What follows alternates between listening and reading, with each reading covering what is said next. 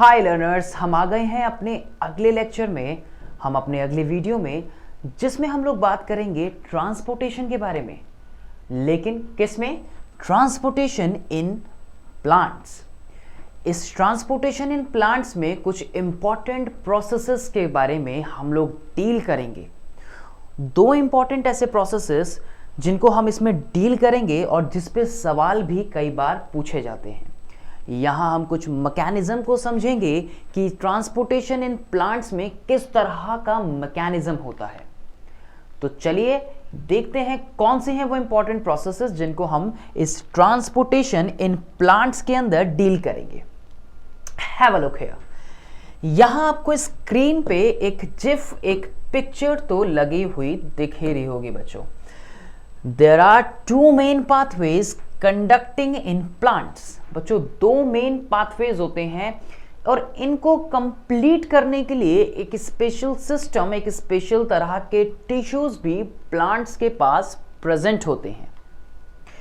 यहां वो कौन से टिश्यूज होते हैं, कौन से प्लांट्स होते हैं, उनके बारे में हम लोग देखेंगे। ये देख क्या रहा है, हमें बहुत सिंपल सी प्रोसेसिंग हमें देखने को मिल रही है। आप शायद इसको फोटोसिंथेसिस का नाम भी दे सकते हैं। यहाँ पे वाटर भी आपको देखने को मिल रहा है और यहाँ कॉम्प्लेक्स परमानेंट टिश्यूज जो हैं यहाँ पे कैसे अपना रोल प्ले करते हैं उनके बारे में भी मैं आपको बताऊंगा। यहाँ क्लोरोफिल भी है, यहाँ एयर भी है और यहाँ सनलाइट भी है। इन सभी रॉ मटेरियल्स के प्रेजेंट होने की वजह से प्रोसेसिंग होती है फोटोसिंथेसिस की, जिसको हमने प्रीवियस किसी लेक्चर में जब हमने ऑटोट्रॉफिक न्यूट्रिशन के बारे में बात की थी वहां पर भी डिस्कस किया था। लेकिन उस फोटोसिंथेसिस की प्रोसेस की अगर मैं बात करूं बच्चों, उस फोटोसिंथेसिस की प्रोसेस में दो चीजें थी जो हमने पढ़ी थी या हमने देखा था कि वहां दो चीजें हुई थी जब हमने बात की थी फोटोसिंथेसिस प्रोसेस के बारे में।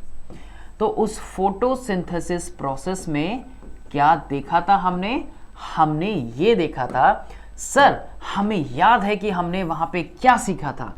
हमने देखा था कि एक चीज कि वहां फूड का मैन्युफैक्चर हुआ था उस ऑटोट्रॉफ में, या उसने अपने फूड को मैन्युफैक्चर किया था।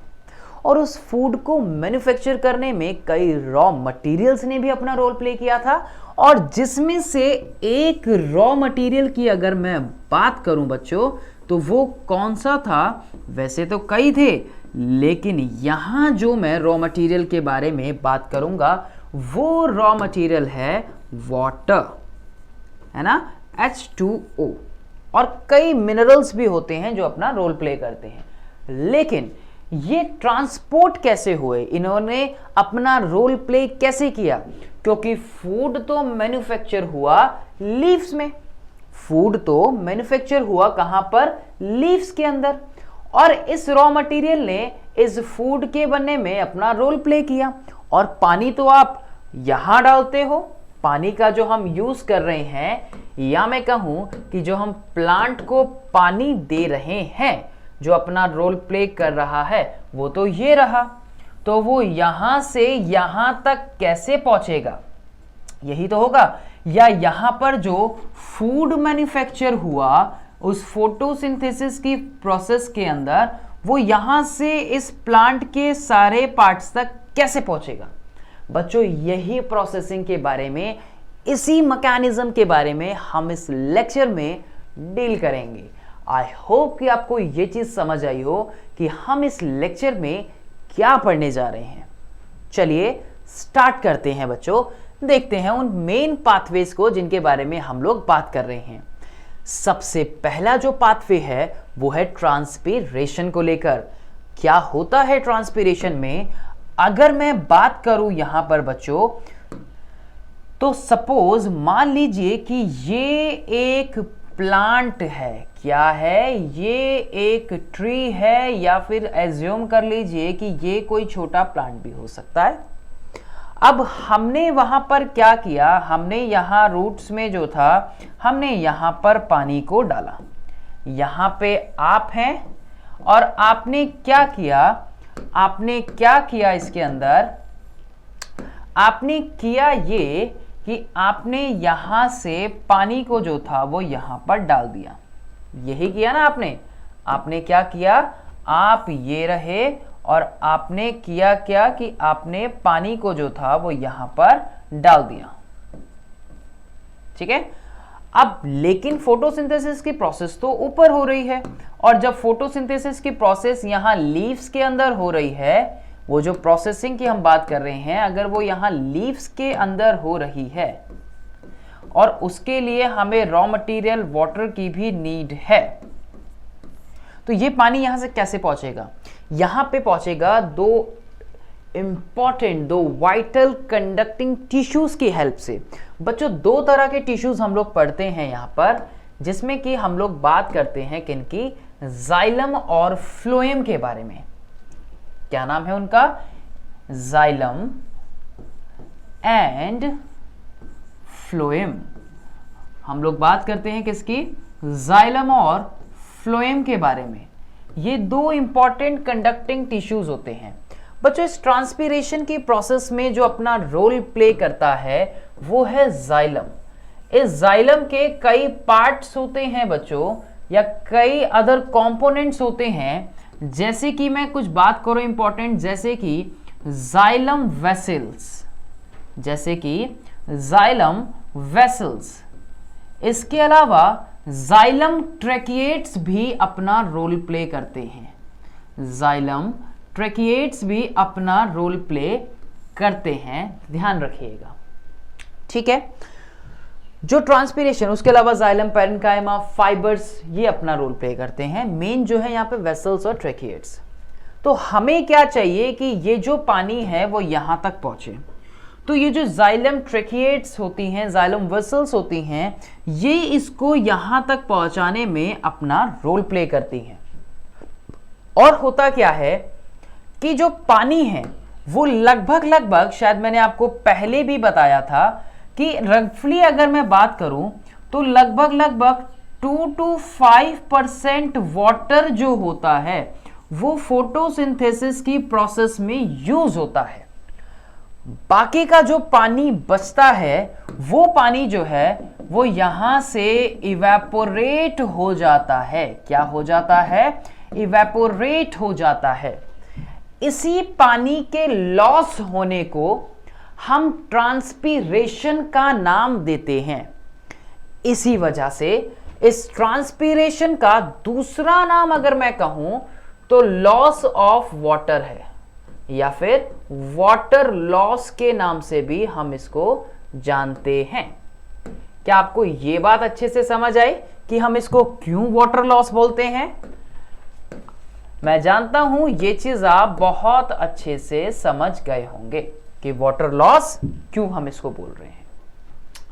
ये कंडक्ट कराने में ये मैकेनिज्म जाइलम टिश्यू जो है अपना रोल प्ले करता है, और ये जो प्रोसेसिंग होती है ये एक ही डायरेक्शन में हमें देखने को मिलती है। इसीलिए हम इसको यूनिडायरेक्शनल का भी नाम देते हैं। किसका नाम देते हैं?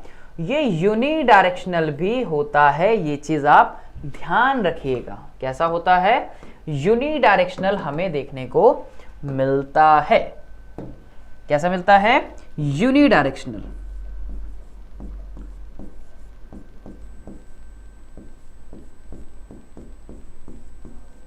यूनिडायरेक्शनल जो है वो देखने को मिलता है।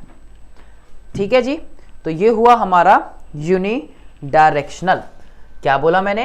ट्रांसपीरेशन में हम क्या देख रहे हैं कि यहां जब हमने पानी को डाला तो ट्रांसपीरेशन पुल हुआ। क्या हुआ? ट्रांसपीरेशन पुल हुआ। ये ट्रांसपीरेशन पुल जो था वो कैसे हुआ? With the help of this vessels, with the help of tracheids, या सिंपली जाइलम टिश्यू की हेल्प से। और जो पानी की जरूरत थी फोटोसिंथेसिस की प्रोसेस में, लगभग 2 से 5% वाटर जो था वो फोटोसिंथेसिस की प्रोसेस के अंदर यूज हुआ, और बाकी का जो पानी था वो क्या हो गया? वो लॉस हो गया। क्या हो गया? लॉस हो गया। क्या हो गया? लॉस हो गया। और जिस प्रोसेस को हमने नाम दिया किसका? ट्रांसपीरेशन का। किसका नाम दिया? ट्रांसपीरेशन का। और ये जो प्रोसेसिंग होती है ये यूनिडायरेक्शनल हमें देखने को मिलती है। ये चीज आपको अच्छे से समझ आ गई होगी। बच्चों, ट्रांसपीरेशन की प्रोसेस में ये जाइलम टिश्यू जो है ये दो चीजों का कंडक्शन कराता है या दो चीजों को कंडक्ट कराता है। और वो दो चीजें कौन कौन सी हैं? जैसे कि एक तो आपने अभी पढ़ा, कौन कौन? वाटर, और वाटर के साथ क्या? वाटर के साथ मिनरल्स का भी हम यहां पे नाम लेते हैं। क्या क्या? वाटर और दूसरा मिनरल्स। ठीक है, मिनरल्स की बहुत रिक्वायरमेंट होती है प्लांट्स को भी। कई तरह के न्यूट्रिएंट्स की रिक्वायरमेंट होती है, एलिमेंट्स की रिक्वायरमेंट होती है प्लांट्स को भी अपनी फिजियोलॉजी को कंट्रोल करने के लिए, अपनी फिजियोलॉजी को मेंटेन करने के लिए, हम कह सकते हैं। समझे? ऐसे ही कई एलिमेंट्स होते हैं, कई न्यूट्रिएंट्स होते हैं जिनको हम माइक्रो न्यूट्रिएंट और मैक्रो न्यूट्रिएंट्स के नाम से भी जानते हैं। बच्चों, माइक्रो न्यूट्रिएंट वो न्यूट्रिएंट होते हैं जिनकी प्लांट्स को कम अमाउंट में जरूरत होती है, और मैक्रो न्यूट्रिएंट्स वो होते हैं जिनकी प्लांट्स को ज्यादा अमाउंट में जरूरत होती है। इस बात को आप अपने उस एडिशनल इंफॉर्मेशन वाली बकेट के अंदर या बैग के अंदर डाल लीजिएगा और अपनी कॉपी में दो वर्ड्स मैक्रो न्यूट्रिएंट्स और माइक्रो न्यूट्रिएंट्स को लिख लीजिएगा। ये कई तरह के एलिमेंट्स होते हैं। ठीक है, चलिए, तो ये ट्रांसपीरेशन की प्रोसेस जो है आई होप आपको समझ आई हो। ये डायग्राम भी और हेल्प कर सकता है आपको ये ट्रांसपीरेशन की प्रोसेस को समझने के लिए, जैसा कि हमने यहां पर भी सीखा। तो जैसे प्लांट्स को हमने यहां पर पानी दिया और फोटोसिंथेसिस की प्रोसेस में यहां पर वाटर की नीड थी, तो जाइलम टिश्यू की हेल्प से, जाइलम वेसल्स की हेल्प से या ट्रैकिएट्स की हेल्प से वाटर ने ट्रेवल किया इस पूरे प्लांट में, और ट्रेवल करने के बाद जितनी उसको जरूरत थी, जैसा कि हमने बोला पीछे कि 2 से 5% जरूरत होती है लगभग अप्रोक्सीमेटली, और बाकी का जो पानी है वो इवेपोरेट हो जाता है या लॉस हो जाता है, जिसको हम ट्रांसपीरेशन का नाम देते हैं। ये बात आपको बहुत अच्छे से समझ आ गई होगी। कुछ की पॉइंट्स भी हमने इसमें देखे, जैसे कि मूवमेंट का यूनिडायरेक्शनल वे में फ्लो करना या होना। आई होप कि आपको ये चीज समझ आ गई होगी। आगे देखते हैं बच्चों इसमें अगली प्रोसेस। ये भी देखिए एक ट्रांसपीरेशन की प्रोसेस को किस तरह से यहाँ पे दिखाया गया है, और आगे जो है मूव ये चीज कर रही हैं इन सेल्स के अंदर। देखिए वाटर मॉलिक्यूल जो हैं इन ट्रैकिएट्स के अंदर जो है वो मूव कर रहे हैं। ये आपको मूव करते हुए जो है यहाँ पे दिख रहे होंगे कि ये जो पार्ट है ये प्लांट का पार्ट है, जिसको यहाँ जूम करके दिखाया गया है।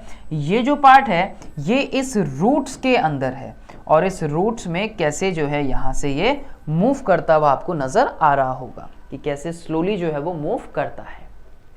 चलिए आगे देखते हैं अगली प्रोसेस में। ये एक और डायग्राम है बच्चों जो आपको यहाँ पे सपोर्ट कर रहा है ये चीज समझाने के लिए, तो ये चीज आपको आसानी से समझ आ रही होगी। ठीक है, चलिए अब अगली जो मैं यहां प्रोसेस आपको बताने जा रहा हूं यहीं पे, वो क्या होती है जो कि अपना रोल प्ले करती है किसी दूसरी चीज में। चलिए हम इसको एक और बार अब दूसरी प्रोसेस को समझते हैं बच्चों। ठीक है, चलिए अगली जो प्रोसेस की मैं बात करूं, मान लीजिए कि यहां पर ये एक ट्री है, दोबारा से हम बना रहे हैं। ठीक है, अगली प्रोसेस को समझने के लिए अब होगा क्या, यहां पर जो है वो हो गई इसकी रूट्स अगेन। ठीक है, ये क्या हो गई, ये रूट्स हो गई यही वाली जो आपकी इधर बनी हुई है।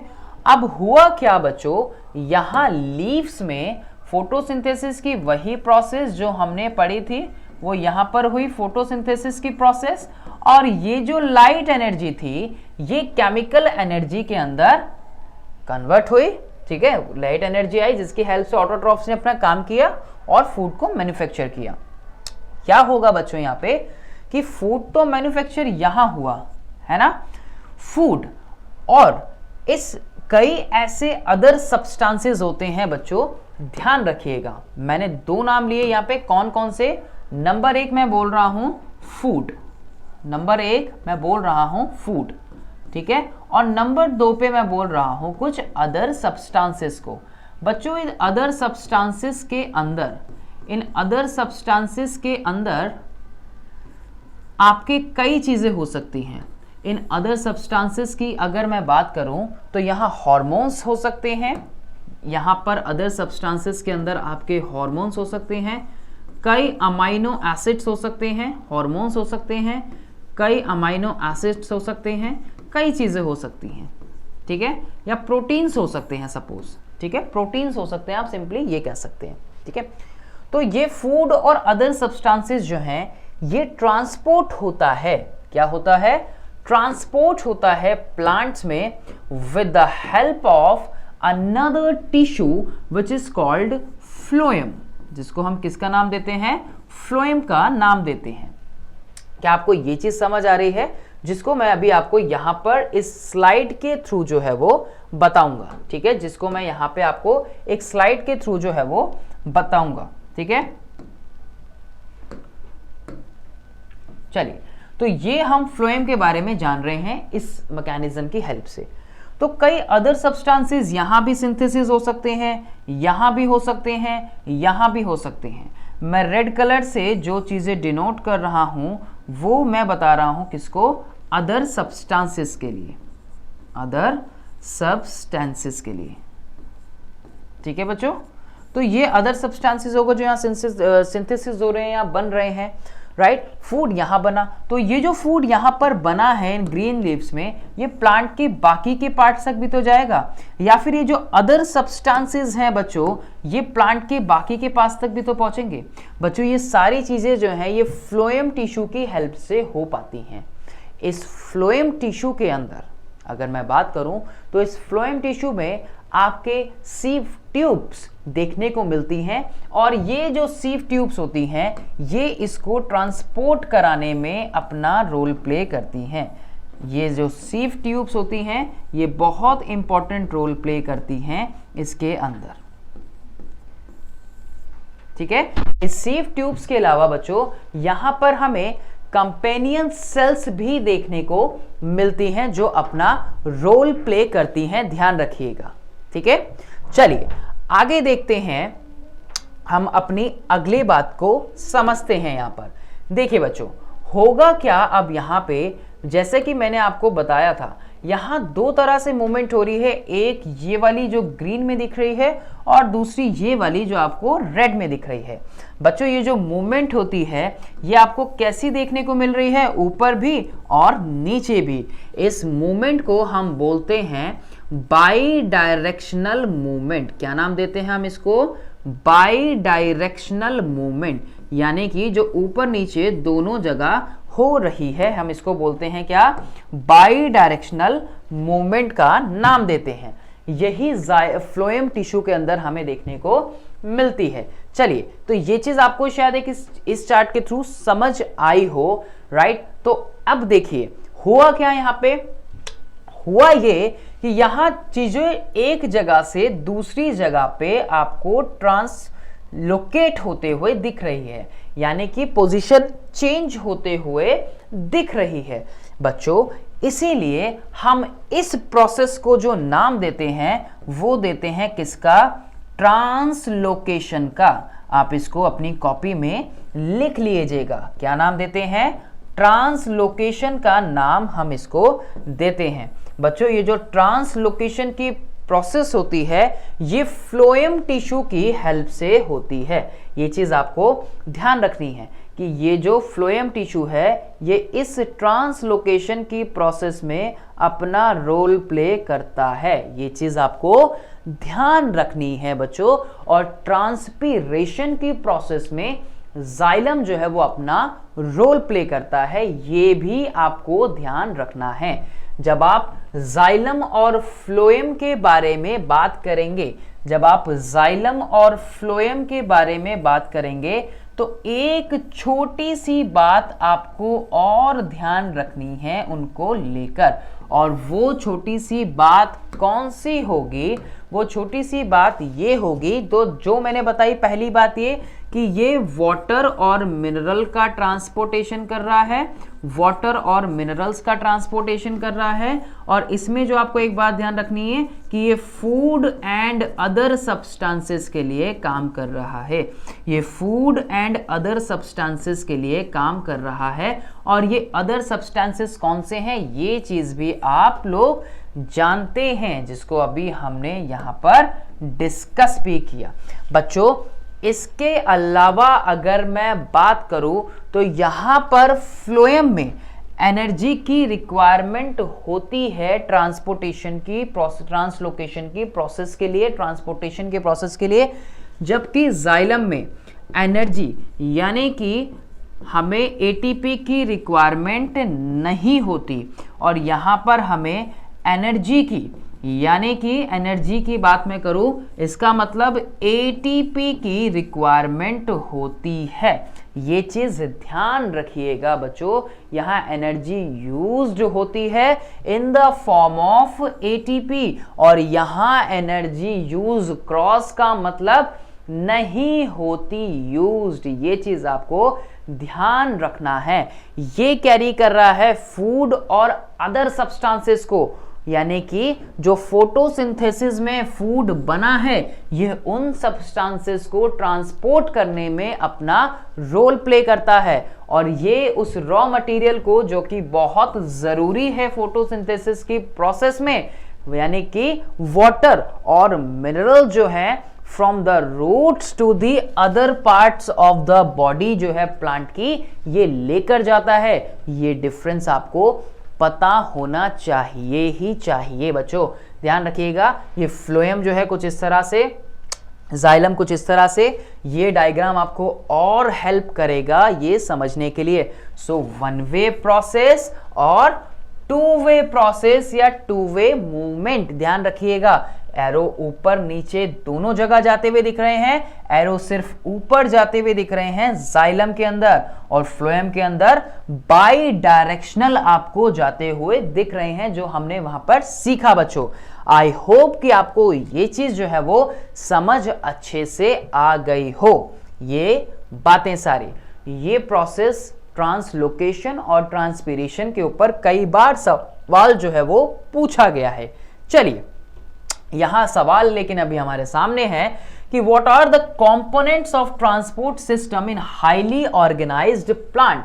तो बच्चों, कौन कौन से हैं वो कंपोनेंट्स, जिसमें आपने बात की जाइलम और फ्लोएम के बारे में, और जाइलम और फ्लोएम में भी आप इसमें आगे लिखेंगे क्या क्या, जैसे कि यहां बता सकते हैं सीव ट्यूब्स के बारे में, यहां बता सकते हैं जाइलम वेसल्स के बारे में, है ना, जाइलम वेसल्स के बारे में, यहां बता सकते हैं जाइलम ट्रैकिएट्स के बारे में। इस तरह से आप उनके बारे में इसमें बता सकते हैं, राइट। कंपेनियन सेल्स आप यहां पे बता सकते हैं, फ्लोएम के अंदर कौन सी सेल्स, कंपेनियन सेल्स, ठीक है जी।